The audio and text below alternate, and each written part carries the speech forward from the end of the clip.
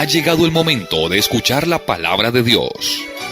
Un potente mensaje extraído de las Sagradas Escrituras. En la voz del pastor Carlos Hoyos. El hermano Ezequiel tiene ahí una pregunta que hacen en audio. En el que dice que es una radio y pues me gusta. Mi pastor, Dios me lo bendiga. Mi hermano, yo lo escucho pues mucho a usted, su canal. Inclusive le tenía una pregunta también por ahí de que pues espero que me la pueda responder ahí en el que dice que es una radio y pues me gustaría saber la frecuencia para yo escucharlo aquí en mi lugar de trabajo. Y bueno, mi hermano, mi pregunta acerca del ministerio es esta, mi hermano. Mi hermano, resulta de que a lo largo de mi vida cristiana, muchas veces yo le he pedido señales a Dios y le he pues preguntado pues si es su voluntad. Y sí me ha respondido, mi hermano, de una manera pues donde le he pues puesto, digamos, al Señor como de que me muestre si es su voluntad y que me muestre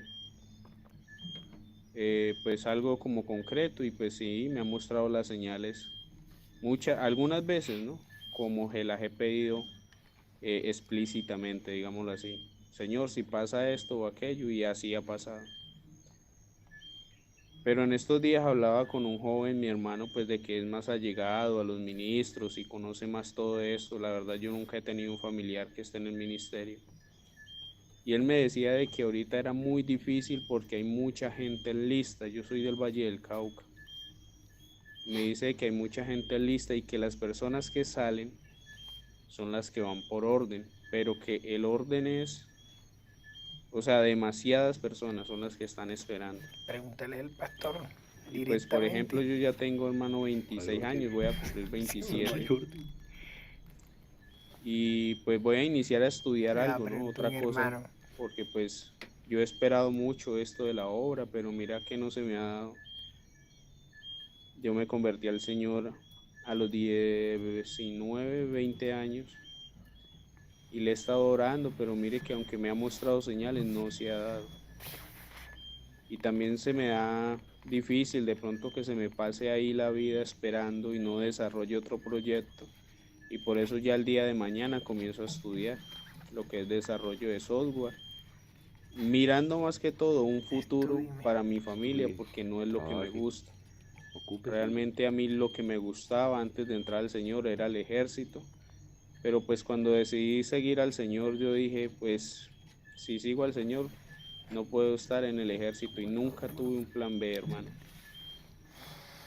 Hermano Carlos, usted que es prudente, sabe enseñar, enseña según la palabra. Dígame, mi hermano, ¿usted cree que yo debo esperar o estoy mal en esperar? ¿Hasta cuándo es prudente?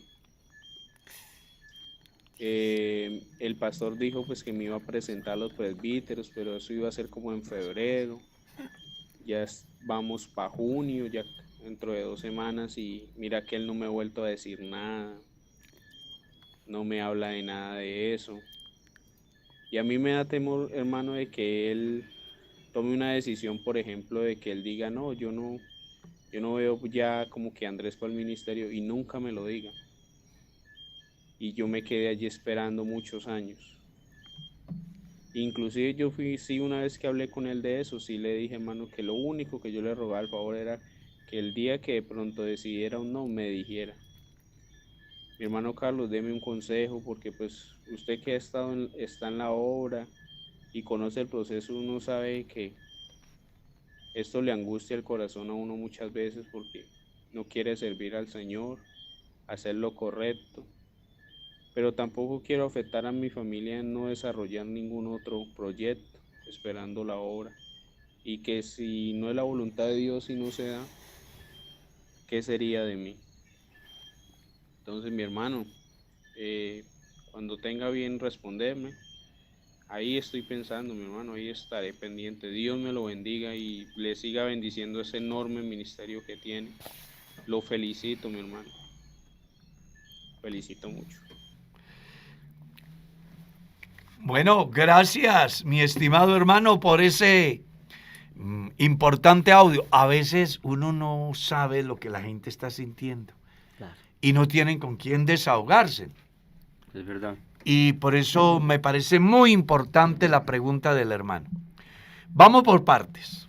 Mi estimado hermano, lo primero, no son muchos años, son 6 años esperando, no es tampoco mucho. ¿Cierto? Sí, no es tampoco mucho. Otros esperan más. Otros esperan más. Lo segundo, no estudie lo que no le gusta, estudie lo que le gusta. Amén. Los buenos profesionales son los que estudian lo que les gusta. Amén, así es. Cuando usted estudia lo que no le gusta y se hace profesional en ese campo, a las personas que usted atienda no los va a atender de la mejor manera porque está haciendo lo que no No le gusta. le gusta. Con relación al ministerio, es bueno que tenga en cuenta 3 cosas que son el punto de partida. La primera, visión. La segunda, compasión. Y la tercera, acción. El Evangelio dice, Jesús vio las multitudes, visión. Tuvo compasión de ellos.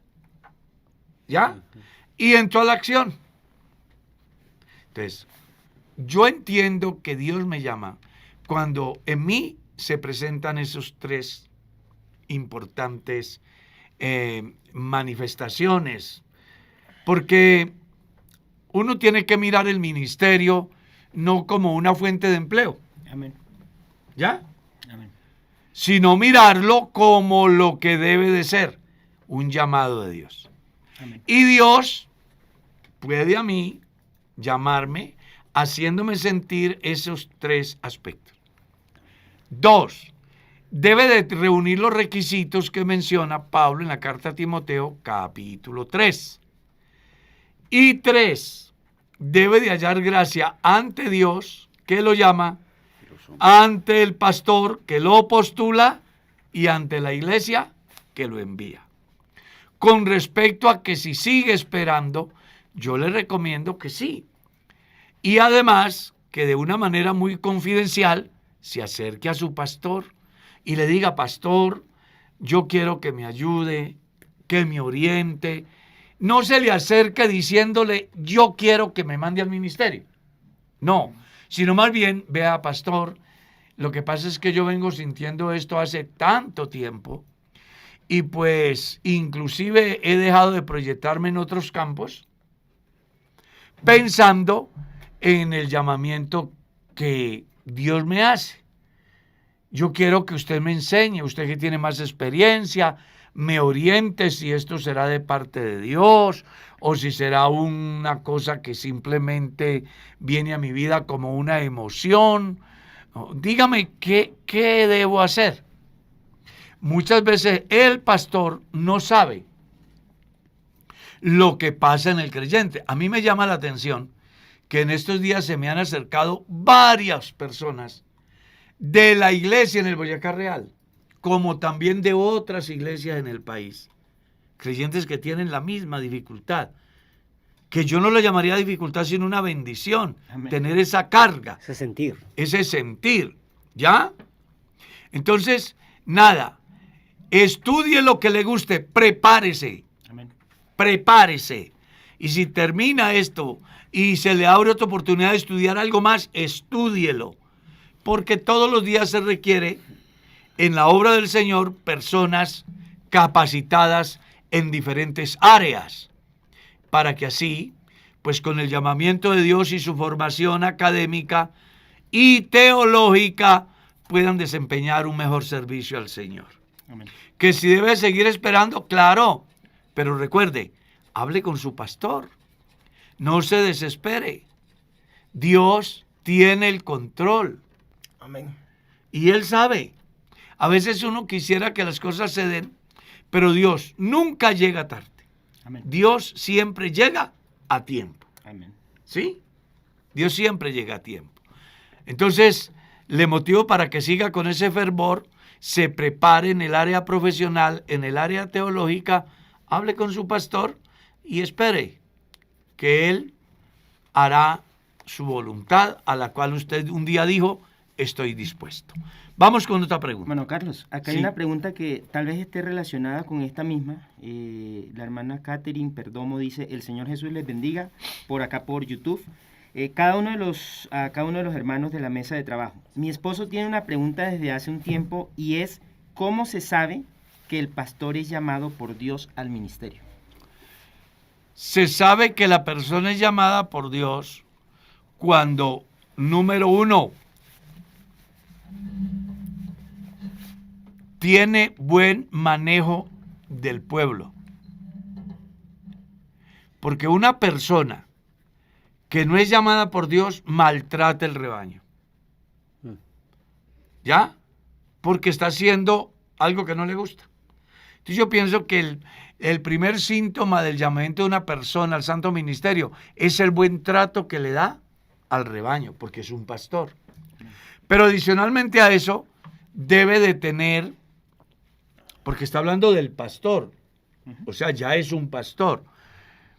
Ese pastor debe de tener visión, debe de tener compasión y debe de estar involucrado en el servicio en pro de la salvación de los perdidos. ¿Sí? Porque a veces las personas confunden ministerio con empleo.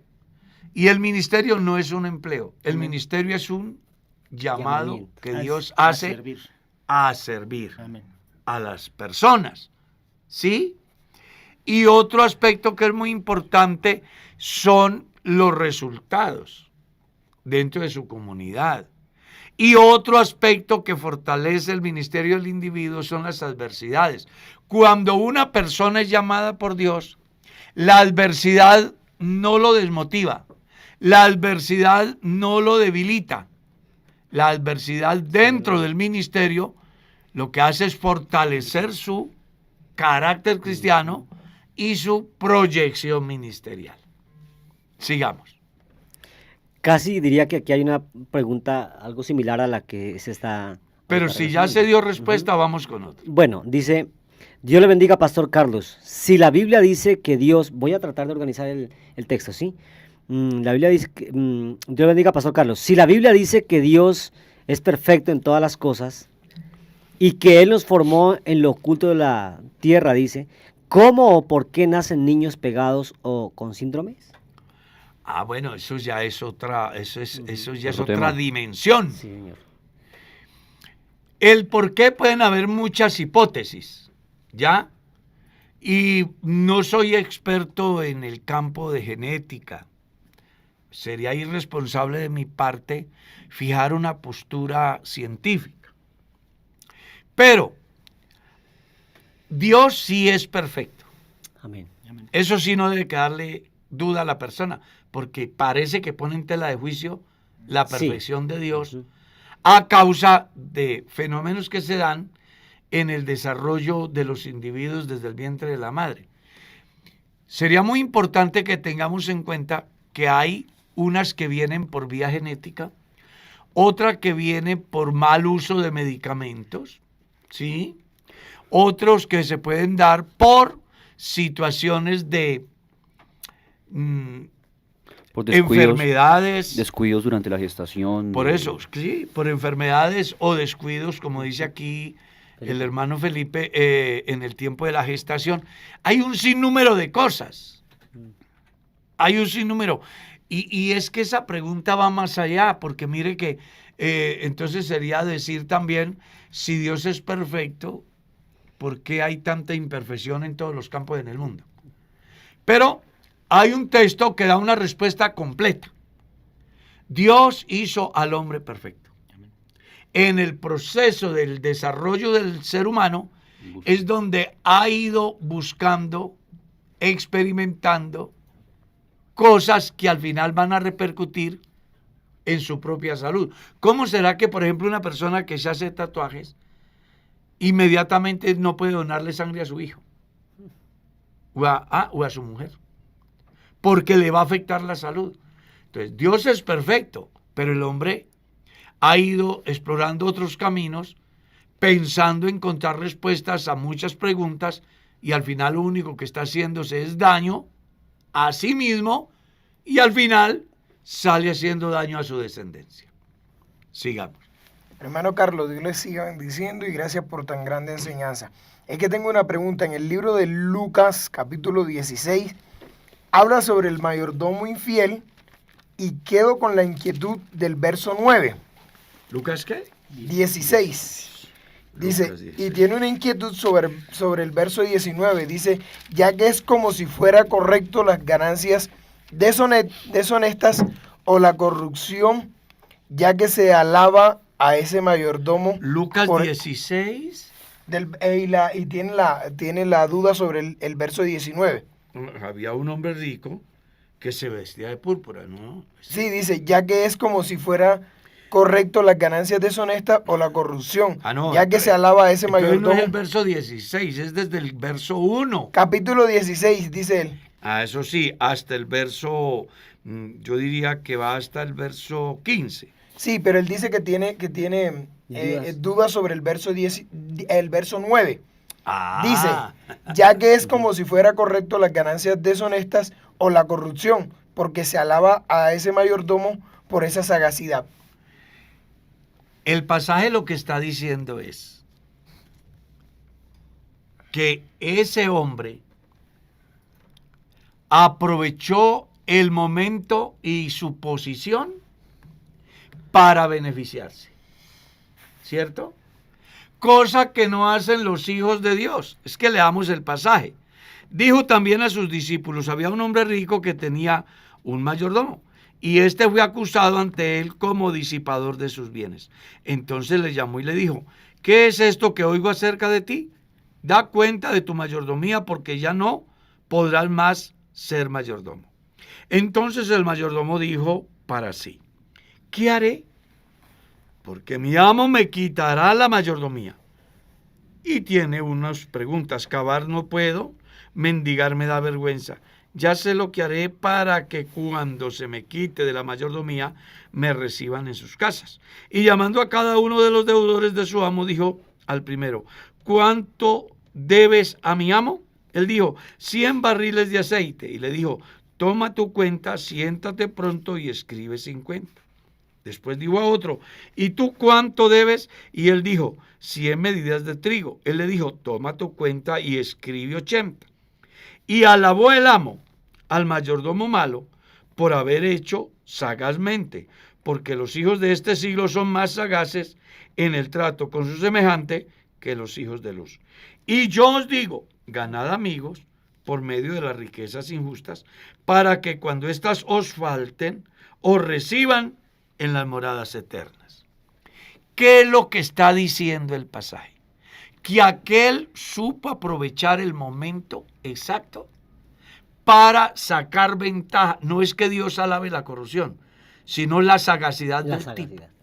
Lo que no hacen los cristianos, que tenemos el estatus, la posición, la coyuntura, y no hacemos amigos con las riquezas injustas.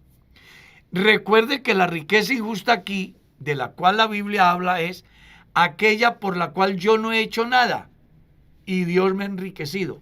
Me explico. Somos ricos en Dios por su infinita gracia. Estamos en un estatus muy alto. Sin embargo, nosotros no aprovechamos esa riqueza para ganar amigos. ¿Para dónde? Para el cielo. Para que cuando las terrenales no funcionen, tengamos un tesoro del cual Jesús dice en el capítulo 5 del Evangelio de Mateo, haced tesoros en el cielo. Pastor, los otros dos versos siguientes tienen un tema ahí muy importante y dice, pues si en las riquezas injustas no fuisteis fieles, ¿quién os confiará lo verdadero? Y si en lo ajeno no fuisteis fieles, ¿quién os dará lo que es vuestro? Por eso, el pasaje va enfocado es a eso. Hay que hacer riquezas a través de lo que no es mío.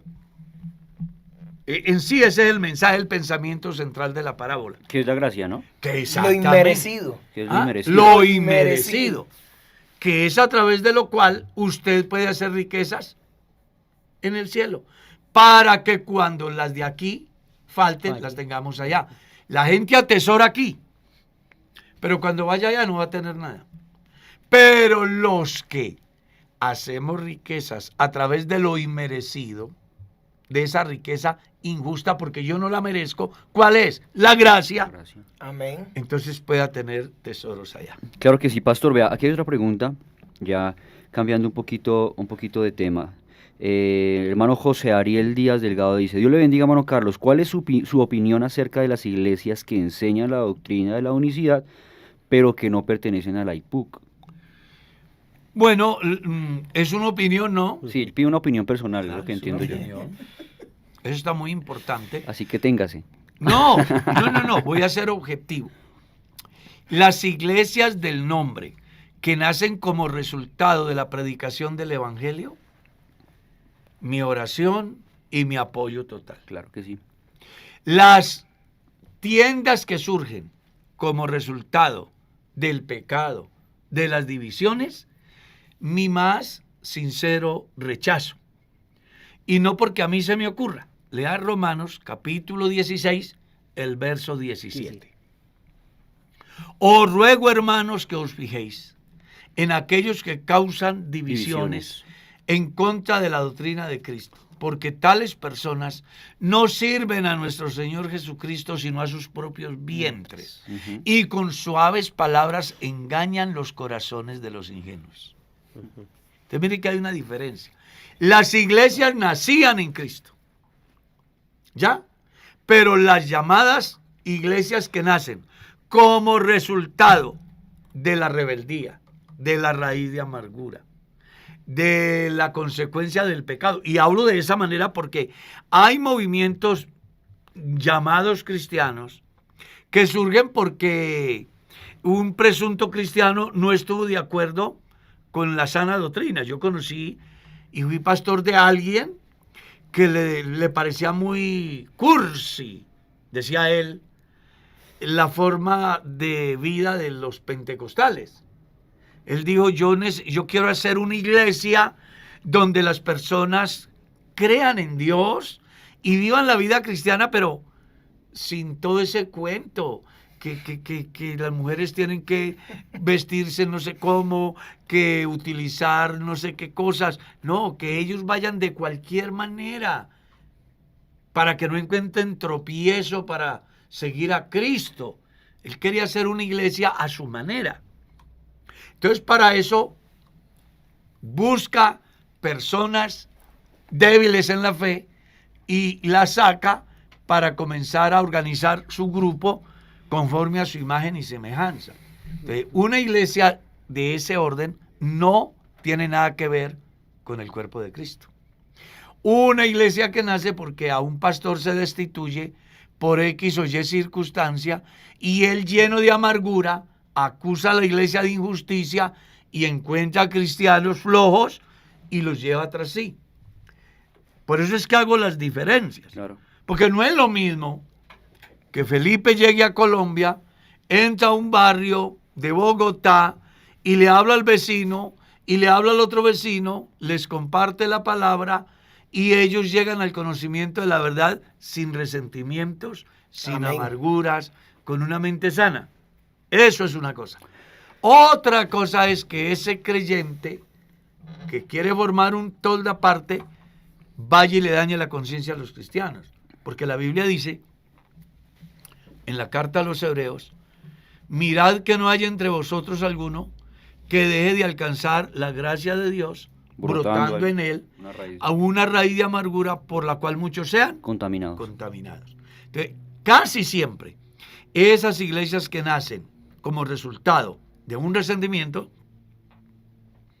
son iglesias que al final se derrumban por completo, porque ni el pastor puede sostenerse, ni esos creyentes que son fundamentados en la amargura pueden perseverar. Pastor, no tienen un nacimiento sano, o sea, no vienen de Claro, nacen enfermos. Claro. Pastor, vea, la pregunta me hacía y la respuesta del hermano Carlos me hacía pensar en algo, y es que relegar el nacimiento de una iglesia o su progreso solamente basados en el aspecto de la unicidad es un error. O sea, basados en el aspecto doctrinal, me refiero, ¿no? La unicidad es una doctrina bastante grande, pero la comprensión de esa doctrina genera un cambio en el individuo que genera pues un cambio en todas sus áreas, ¿no? Valga la redundancia. Entre ellas el aspecto de la sujeción. Claro. Casi siempre las personas que forman un toldo aparte, como dice el hermano Carlitos, no tienen a nadie por encima de ellos. Nadie que les Son regule soberbios, es correcto. ellos son... Y cuando falta ese sentido de la sujeción, de que no hay nadie por encima mío, ¿cierto? A quien yo le tenga que rendir cuentas acerca de cómo hago yo las cosas, cómo las digo, cómo administro, que es algo que gracias a Dios en la IPUC tenemos muy organizado, ¿no? Siempre va a haber alguien a quien rendir cuentas. Claro, las iglesias que son de las personas son iglesias que no van para ninguna parte. Las iglesias funcionan cuando son en Cristo y existe un orden. Dios tiene un cuerpo que se llama la iglesia y a lo largo de la historia se caracterizó por tener un orden de autoridad. Por eso es que en la Biblia aparece 1 Timoteo capítulo 3 y Tito, también lo puedes leer. Y las iglesias enviaban a sus misioneros. ¿Ya? O sea, siempre hay un orden.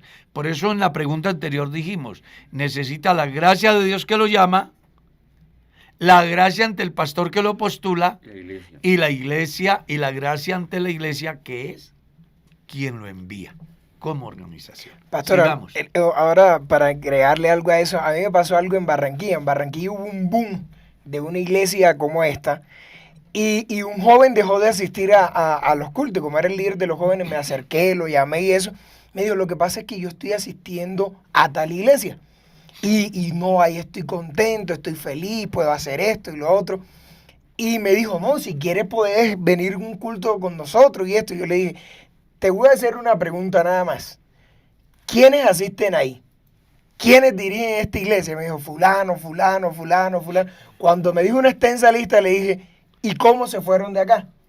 Quedó pensando. ¿Y por qué se fueron? ¿Y por qué se fueron? Cuando le hice esta pregunta, me dijo, no voy más.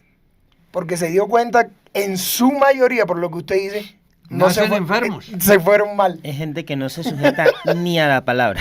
Tanto creyentes como pastores. Así es. Sigamos con Viene Frank con la pregunta. ¿Yo? Bueno, Sí, por acá hay Y si no varias. la- Sí, sí. aquí hay una. Bueno. Dice, Dios les bendiga, hermanos, cuando dice las escrituras, cuando dice la escritura, el Señor Jesús, yo tengo las llaves del Hades y el Señor Jesús bajó al Hades a predicar a los muertos, ¿a qué se refiere eso? Pedro. Es que está confundiendo el pasaje. Porque una cosa es lo que Pedro escribe en su carta y otra cosa es la declaración de Jesús ante Juan. A ver, lo que Pedro dice es que Cristo murió en la carne, pero fue vivificado en el Espíritu, en el cual fue y le predicó a los espíritus Encarcelados. a aquellos que en los días de Noé no quisieron escuchar el mensaje de Noé. Entonces, hay una corriente que dice que Jesús en su primera venida fue y le predicó a los muertos para que se quedaran sin excusa. Pero eso no tiene sentido, porque en el orden bíblico los muertos nada saben. Entonces, ¿qué es lo que Pedro les está diciendo? Lo que Pedro le está diciendo a los cristianos dispersos es que el Espíritu de Cristo operó en Noé en los días antes del diluvio para predicarle a aquellos que en el momento de Jesús ya están muertos. No está diciendo que le predicó, que le está predicando a los que ya están muertos. No, a los muertos que en los días de Noé escucharon el mensaje por el Espíritu de Cristo que obraba en Noé, para que ellos escucharan el llamado y se salvaran. O sea, son dos pasajes totalmente diferentes.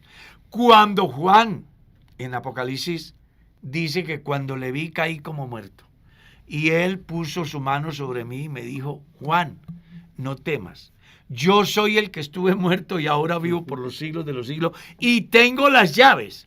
Ya le está hablando es de la resurrección. ¿Está claro?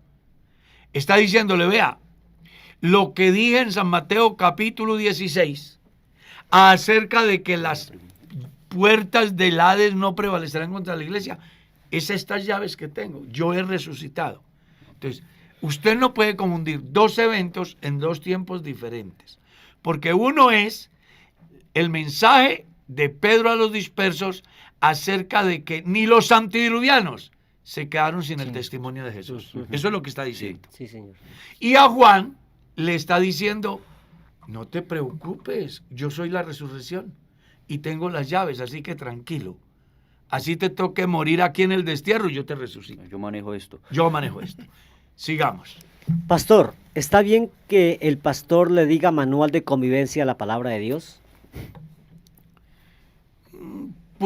Yo pienso que la Biblia no se debe manejar de, ¿cómo decir? No está mal, pero tampoco debe de ser el manejo más adecuado. Es verdad, la Biblia es el código divino, es la ética universal. Yo tengo un libro que se llama Ética, Manual de Ética. Y está la ética universal, la ética médica, la ética jurídica, la ética personal, la ética cristiana, o sea, por partes, cada ética. Pues realmente el mejor manual de ética es la Biblia. Pero en la historia nunca se le llamó como manual, sino como lo que es, palabra de Dios, la Biblia. Ahora, que en ella encontramos la hoja de ruta para que el hombre se conduzca en la tierra de manera correcta, es cierto. Pero pues, en mi caso personal, yo siempre he dicho, la Biblia es la palabra de Dios. Si alguien dice de otra manera, no lo vamos a juzgar. Porque el hecho de que él diga que es un manual de convivencia, pues tampoco condena al pastor. Es simplemente una visión de momento, dependiendo de la circunstancia en que esté, el contexto. Puede ser de que se da cuenta que hay un fenómeno de manera negativo en la convivencia de la sociedad donde él es pastor. Y él les diga, venga, no hay necesidad de vivir de esa forma. Tenemos un manual de convivencia que es la Biblia. O sea que tampoco se puede juzgar al pastor por eso. Sigamos. Dice, hermano Pastor Carlos, Dios le bendiga. Una pregunta, ¿está bien que suban al altar personas no bautizadas ni selladas con el Espíritu Santo? Lo primero es que las personas deben de sacarse de la cabeza la palabra altar. Porque es que eso lo que hace es llevar a las personas al concepto del tabernáculo. Y resulta que nosotros nada tenemos que ver con el tabernáculo. El tabernáculo tenía 3 lugares, ¿cierto? Que era el atrio, el lugar santo y el lugar santísimo. Entonces las personas, tomando esa figura, llevan a los cristianos a pensar que una plataforma de 50 centímetros más altica del resto del salón, ese es el altar. Eso es un concepto equivocado. ¿Ya?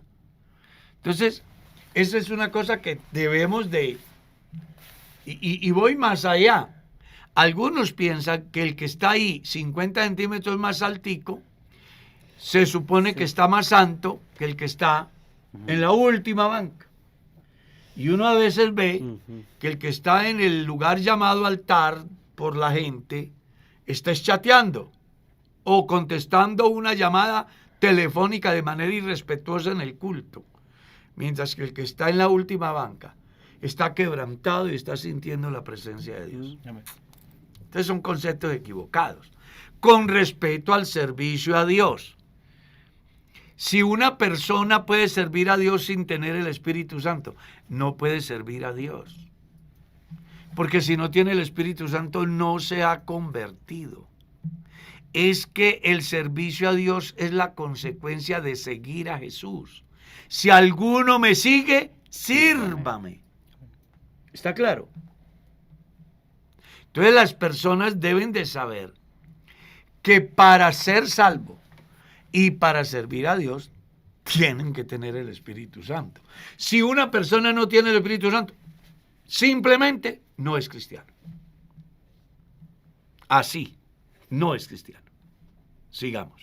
Sí, señor. Hay una pregunta, dice, hermano Carlos, un hermano dice que recibió el Espíritu Santo hablando en lenguas, pero que hablaba en español, que él quería decir algo, pero decía otra cosa totalmente diferente, pero en español. ¿Esto es posible? Pues eso depende del escenario. Porque si él está en Pakistán y quiere decir algo al pueblo, pero lo dice en español, pues es como metal que resuena o címbalo que retiñe. Quien está ahí ocupando el lugar de oyente no se está edificando. Ujú. No se está edificando. Las lenguas tienen dos razones de ser. Una, que es el don de lenguas. Y dos, que a través de ese don, Dios evangeliza a las personas que no hablan el idioma que se habla en ese escenario. Uno de los mejores ejemplos es lo que dice Hechos capítulo 2. Habían venido judíos de todas las naciones bajo el cielo. Y hecho ese estruendo se juntó la multitud. Y se quedaron atónitos de que también aquellos que estaban allí les hablaban en su propia lengua y decían, mirad, ¿no son galileos todos estos que hablan? ¿Cómo pues les oímos hablar en nuestra propia lengua en la que hemos nacido? Las maravillas de Dios. Entonces yo me imagino a un taiwanés, a uno que habla el idioma mandarino, ¿sí? En el día de Pentecostés. Está allí y los hermanos de Jerusalén, que habían sido llenos del Espíritu Santo y que nunca habían estudiado mandarino, ahora estaban hablando en chino mandarino. Dios, a través de esa lengua, evangelizando a aquel que había venido de China. O el que llegó de los Países Bajos, que ellos hablan el neerlandés. Y llegaron a Jerusalén y el Espíritu Santo, a través del don de lenguas, usó a un hermano para que le hablara en neerlandés a ese que había llegado. Por eso es que dicen, mirad, ¿no son galileos todos estos que hablan? Los extranjeros que estaban allí vieron que los que estaban congregados hablando en diferentes idiomas eran hebreos, de ahí de Jerusalén. Sin embargo, les hablaban en el idioma natal de los que habían venido de toda parte. Entonces recuerde, las lenguas son por señal, no a los creyentes. No a los creyentes.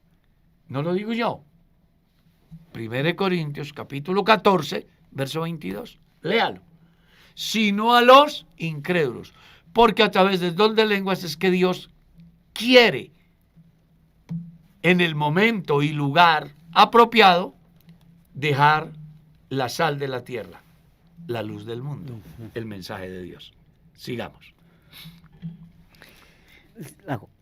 Dios le bendiga, Pastor Carlos.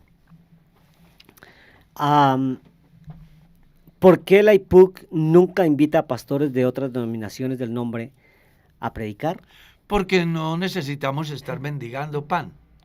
En la casa del Padre hay abundancia de pan. Los únicos que van mendigando son los hijos pródigos. Nosotros no somos hijos pródigos. Tenemos casa y tenemos el Padre. Y en casa de mi Padre hay abundancia de pan. Sigamos. Bueno, aquí hay una pregunta, dice paz de Cristo a todos ustedes. Cuando la palabra dice en Primera de Reyes 8:12 que Jehová habitará en oscuridad, ¿me puede explicar eso, mi pastor Carlos Hoyos? Pues se refiere al contexto del principio, ¿ya? Donde el hombre no podía acceder al conocimiento de Dios, porque Dios en esencia es inconocible. Y en razón a ello es que, buscando darse a conocer, utiliza antropomorfismos. Es decir, un lenguaje acorde a la estructura de pensamiento del hombre que puede entender. Entonces, el Dios de la oscuridad que nadie ha visto busca la manera de darse a conocer en el lenguaje que el hombre conoce. Entonces, ¿qué conoce el ser humano? Manos, pies, ojos, boca, cuerpo, Lo tangible. lo tangible. Entonces Dios utiliza ese mecanismo para hablar con el hombre en el Antiguo Testamento. En el Nuevo Testamento, lo que era invisible Sí, se hizo visible. Grande es el misterio misterio. de la piedad. Dios fue manifestado en carne. Y Juan, en su capítulo 1, lo ratifica cuando dice, y aquel verbo se hizo carne y habitó entre nosotros y vimos su gloria. Gloria.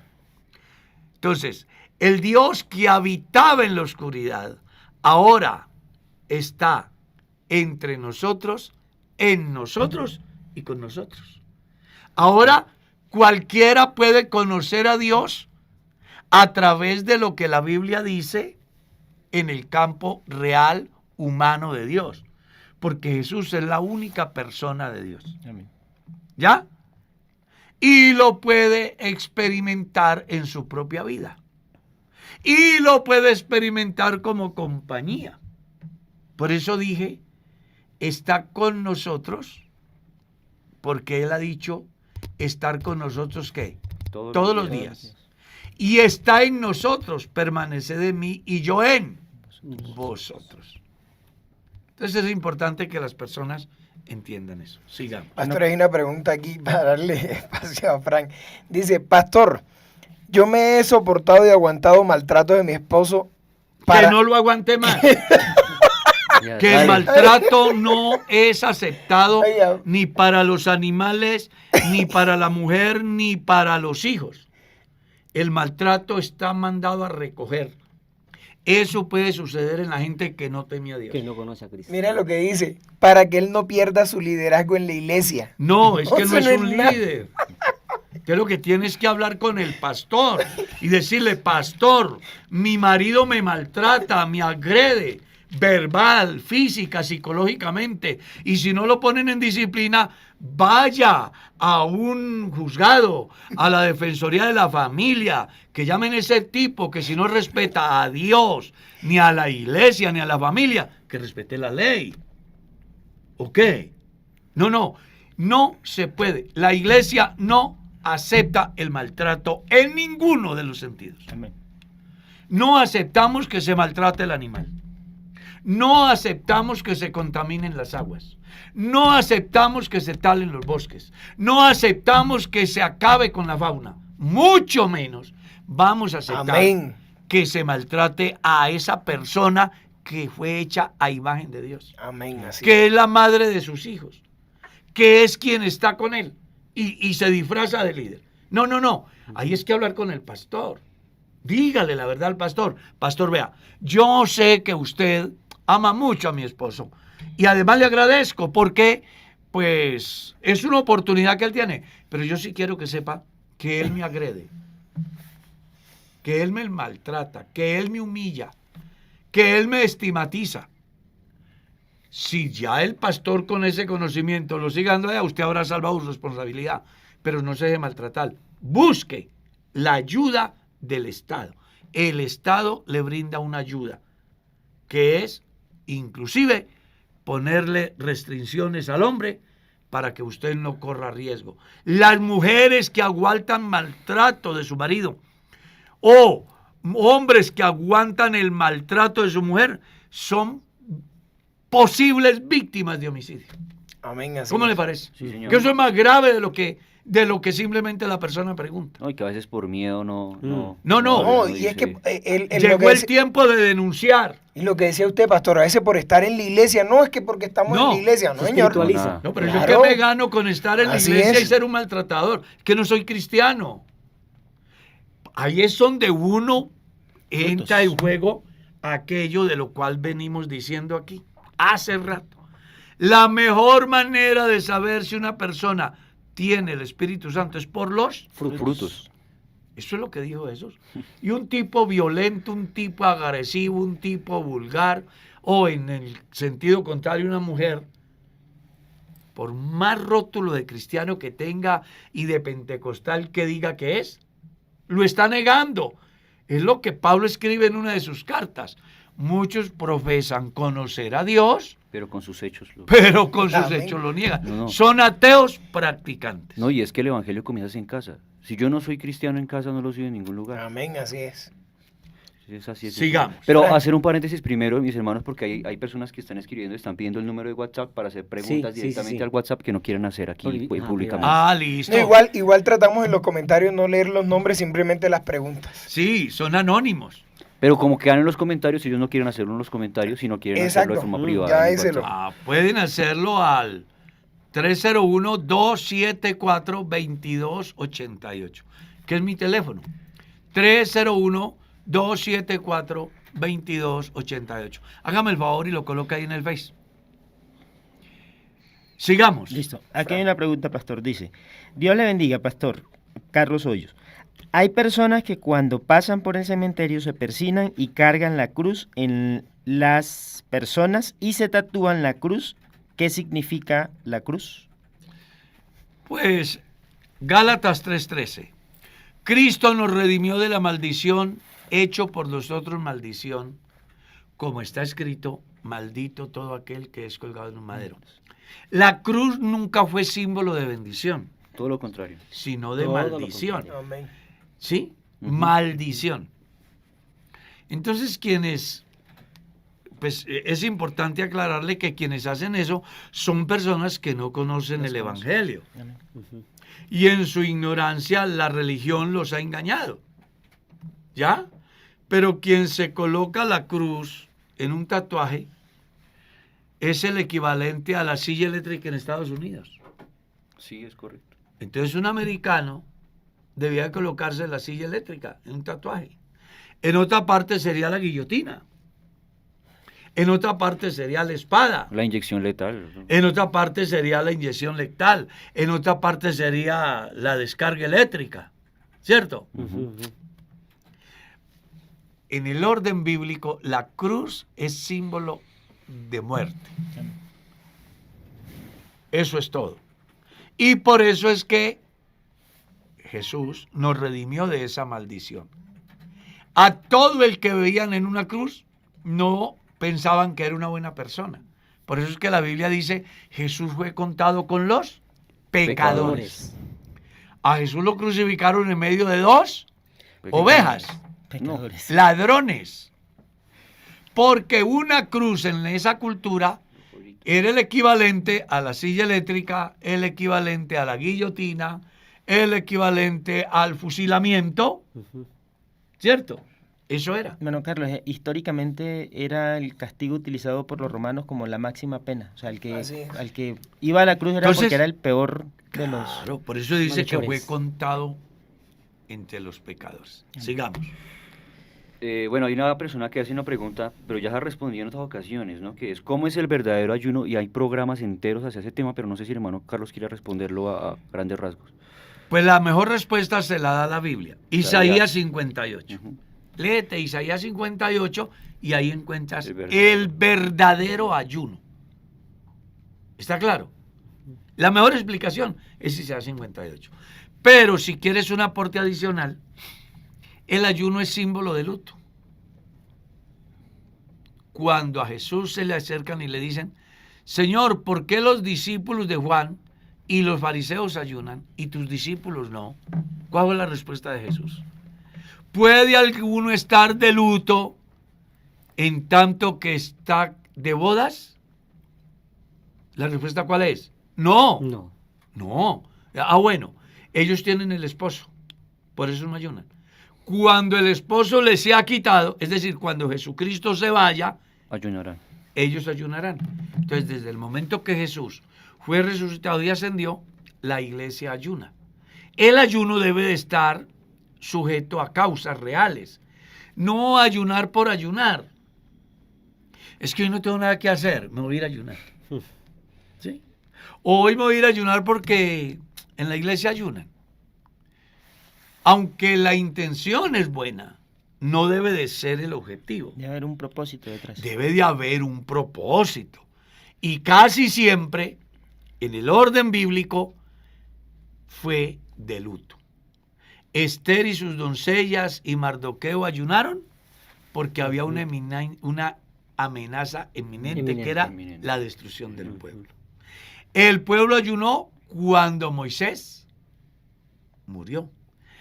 El pueblo israelita ayunaba cuando moría el rey. Entonces, siempre es una expresión de luto. En el libro de Joel hay una enseñanza muy importante acerca del por qué debe de haber luto en el pueblo. Y era precisamente por el eminente juicio que venía sobre el pueblo a causa del pecado. Entonces, ellos debían de ayunar buscando alcanzar en Dios la misericordia. Y una muy buena enseñanza es la de Nínive. Sí, señor. Cuando viene el mensaje de Jonás, que dice que Nínive va a ser destruido, ¿qué hizo el pueblo? Comenzando el del rey. Ayunaron, porque es algo grave. Si en algún tiempo debió de ayunar la iglesia fue en la pandemia, por ejemplo. Claro. Y hoy hay muchos hermanos que están diagnosticados con enfermedades que dicen que no hay nada que hacer. Ahí es donde debe de ayunar el creyente, Totalmente. porque es un riesgo inminente. Pero hay gente que ayuna. ¿Y hoy qué? No, hoy es miércoles. Me voy para ayunar porque hoy es ayuno. ¿Pero por qué viene a ayunar? Porque ahí toca. Porque hoy toca. O condicionan a Dios a que haga algo que ellos quieren hacer. Y entonces ayunan para decir Pagándolo después, con llore, sacrificio. llore, ayuné, entonces voy a hacerlo porque Eso voy a amo que es ofrecer. una, que es la Es voluntad de una Dios. fe subjetiva. Es correcto. Y después no ven. Y entonces dicen, tanto que le he pedido a Dios. Pero resulta que Dios no escucha la oración subjetiva. Dios escucha la oración nacida de la fe. Y Él sabe responder dependiendo de lo que le espera al individuo según el conocimiento anticipado de Dios. Entonces, si Dios sabe que lo que usted pide le va a traer daño, pues Dios le va a decir que no. Pero como su fe es tan subjetiva, no alcanza a entender cuando Dios le dice que no. Y recuerde que no es una respuesta igual a Que sí. decir que sí. Pastor, le tengo una taquillerísima. Cuente. Dicen, pastor, si una persona le es infiel a su esposa, se divorcia de su esposa para casarse con la que fue infiel, al tiempo se divorcia con la que fue infiel para casarse nuevamente con su esposa, entonces los dos están en adulterio por recibirlo luego de haberse divorciado de la que fue infiel para casarse con ella. Voy a darle unas...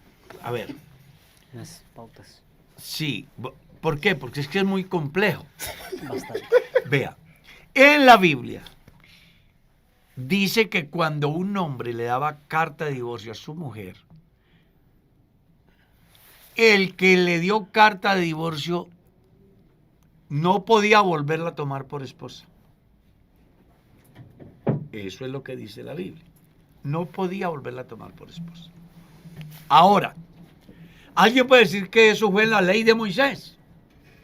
Y yo estoy de acuerdo.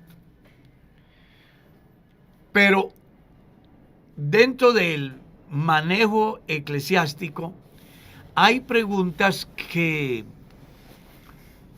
los del tribunal en primera instancia no pueden resolver. Entonces vamos a suponer que yo soy miembro del tribunal eclesiástico en primera instancia y me llega esa pregunta. Yo no le daría respuesta. Yo le enviaría al tribunal de segunda instancia, que lo compone miembros del honorable consistorio que tienen la investidura dada por Dios y por la iglesia para tomar decisiones tan serias en ese campo. ¿Ya? Porque a mí se me hace que la personita que está en esa, pues lo que le gusta es legalizar el adulterio. Tiene una indecisión brava. Claro. Entonces yo creo que eso lo resolvería el tribunal en segunda instancia. Pero no se preocupe, que para el próximo programa, pregunte usted, le tengo la respuesta según el pensamiento del tribunal en segunda instancia. Amén. Aclaro, no soy miembro del tribunal eclesiástico actualmente, Pero lo ha sido, eso iba a decir. pero lo he sido Amén. por 2 vigencias Esta vigencia no, porque pues tengo mucho trabajo y aunque me dieron la oportunidad, yo prefería hacerme a un lado porque tengo mucho trabajo. Y este trabajo en el Tribunal Eclesiástico es muy delicado y es de mucha Se requiere mucho responsabilidad tiempo. y se requiere de tiempo. Entonces habrán otros pastores que lo podrán hacer de una mejor manera que yo. Pero voy a informarme hoy mismo sobre ese fenómeno. Y el próximo miércoles le estaremos Amén. dando la respuesta. Y téngala ahí, Listo, sí, señor. porque la vamos a preguntar para tener asesorada e informada a las personas. Otra Hermano pregunta. Carlos, aquí hay una pregunta que seguramente es Que es la consecuencia, es consecuencia de un comentario suyo anterior. Dice, Dios le bendiga, hermanos. Hermano Carlos, pregunto, el que no ha sido sellado con el Espíritu Santo no es cristiano. Entonces dice, y si una persona bautizada en el nombre de Jesús no ha recibido el Espíritu Santo, entonces no le puedo llamar hermano porque no es cristiano. Por favor, explique, porque me confundí. Ahí juega un papel muy importante el concepto que tiene el creyente de la tradición y de lo que la Biblia dice. Ujú. Entonces ya tiene que pensar, ¿es tradición o Biblia? Entonces, ¿qué dice la Biblia? La Biblia dice, cuando el Espíritu Santo venga, ¿a quién? Al hombre, ¿qué es lo que hace? Lo convence de que es pecado, lo De convence de juicio y lo convence de pecado. ¿Qué es lo que Jesús dice en San Marcos capítulo 16? Id por todo el mundo y predicad el evangelio a toda criatura. El que crea al evangelio y se bautice será salvo. Y una vez que cree y se bautiza y es salvo, entonces vienen unas señales. ¿Cuáles son? En mi nombre hablarán, en mi nombre echarán fuera demonios. Hablarán nuevas lenguas. Tomarán en las manos serpientes. Y si hubiere cosas mortíferas, No les hará daño. El problema está es en que nosotros pensamos que se hablen lenguas para ser cristiano. Y eso no es así. Se hablen lenguas porque ya soy Como cristiano. consecuencia. Las lenguas son la consecuencia de ser hijo de Dios. Y por cuanto sois hijos, Él os ha dado el espíritu de su Hijo, por el cual clamamos, Abba Padre. ¿Ya? Entonces, es muy importante que las personas entiendan que la obra del Espíritu Santo es un proceso. Y que yo no hablo en lenguas para ser salvo. Hablo en lenguas porque soy salvo. Que yo no echo fuera demonios para ser salvo. He hecho fuera los demonios porque ya soy salvo. Que yo oro por los enfermos no para ser salvo, sino porque soy salvo. Eso es lo que dice la Biblia. De ahí para allá, pues cada individuo tiene su manera de ver, de pensar, pero en el orden bíblico eso es lo que dice. Cuando el Espíritu Santo viene al hombre, lo convence de que es un pecador, lo convence de juicio y de pecado. Y de justicia, perdón. Y una vez que Dios me convence, yo decido, porque Él me llama, yo atiendo, le recibo, me bautizo, soy salvo. No dice será salvo después de... No, soy salvo. Y una vez que soy salvo, en una canasta viene una cantidad de expresiones del Espíritu Santo que se llama el fruto del Espíritu, que se llama los dones del Espíritu, que se llaman los ministerios dados por el mismo Espíritu, que se llaman los resultados dados por el mismo Espíritu. Lo que pasa es que nosotros somos folclóricos, como la iglesia de Corinto, que su única filosofía era hablar en lenguas. Y entonces Pablo en el capítulo 14 les dice, os ruego, hermanos, que os preocupéis por los dones espirituales, pero sobre todo que profeticéis. Y punto de guido les explica, es que ustedes se han entregado a pensar que el Espíritu Santo es solo lenguas. Cuando las lenguas son una de las muchas expresiones del Espíritu Santo en la vida del individuo. Entonces puede ser que alguien no hable en lenguas, pero tiene don de sanidad. Puede ser que no tiene don de sanidad, pero tiene don de palabra de ciencia. Puede ser que no tiene don de palabra de ciencia, pero tiene don de sabiduría. Puede ser que no tiene don de sabiduría, pero tiene el don de hacer milagros. ¿Y entonces aquellos que son diferentes a las lenguas son inferiores? No, son dones del Espíritu que están en la iglesia y que tienen finalidades como es la edificación cuando se habla de profecía, de exhortación y de consolación. Por eso era que Pablo hablaba que sobre todo el de profecía, porque la coyuntura que vivía la iglesia requería más que lenguas, Predicación. exhortación, edificación y consolación. Y a través del don de lenguas no se lograba. El que hablaba en lenguas se edificaba a sí mismo, pero no edificaba a los demás. Leas el capítulo 12, capítulo 13 y capítulo 14 de Primera de Corintios y usted va a encontrar una explicación completísima acerca de esa temática.